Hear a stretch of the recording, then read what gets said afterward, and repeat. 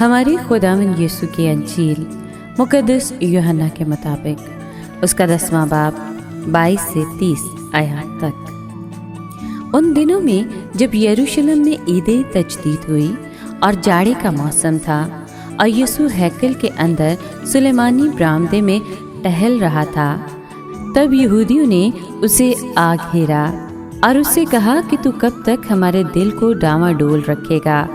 अगर तू अलमसीह है तो हमसे साफ कह दे। यीशु ने उन्हें जवाब दिया कि मैंने तो तुमसे कह दिया है, मगर तुम यकीन नहीं करते। जो काम मैं अपने बाप के नाम से करता हूँ वही मेरे गवाह हैं, लेकिन तुम इसलिए यकीन नहीं करते कि तुम मेरी भेड़ों में से नहीं हो। मेरी भेड़ें मेरी आवाज़ सुनती हैं और मैं उन्हें जानता हूँ और वो मेरे पीछे पीछे चलती हैं और मैं उन्हें हमेशा की ज़िंदगी बख्शता हूँ और वो अब तक कभी हलाक ना होंगी और कोई उन्हें मेरे हाथ से छीन ना लेगा। जो मेरे बाप ने मुझे दिया है वो सबसे बड़ा है और कोई उसे मेरे बाप के हाथ से छीन नहीं सकता। मैं और बाप एक हैं। पाक कलाम के पढ़े और सुने जाने पर खुदावंद की बरकत हो, खुदा का शुक्र हो। अजीज दोस्तों, हमारा अच्छा चरवाहा अपनी भेड़ों को नाम से पुकारता है।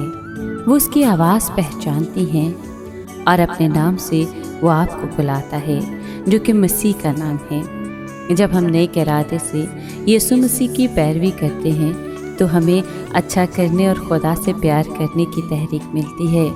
हम दुआ करते हैं तो यीशु हमें ये तौफीक देता है कि हम उसकी आवाज़ सुने। हमारा अच्छा चरवाहा हमें ढूंढता है और एक गले में इकट्ठा करता है। वो कहता है कि तुम में से कौन सा ऐसा आदमी है जिसके पास 100 भेड़ें हों और उनमें से एक खो जाए तो 99 को बियाबान में छोड़कर उस खोई हुई भेड़ को जब तक मिल ना जाए ढूंढता रहे। अजीज दोस्तों, हमारा मननजी 1 और 99 तक अक्सर एक ही वक्त में पहचानता है।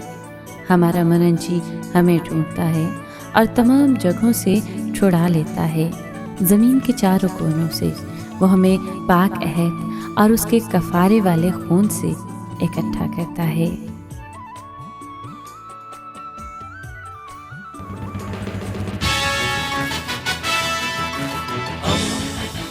दोस्ती का पैगंबर, रेडियो वेरितास एशिया।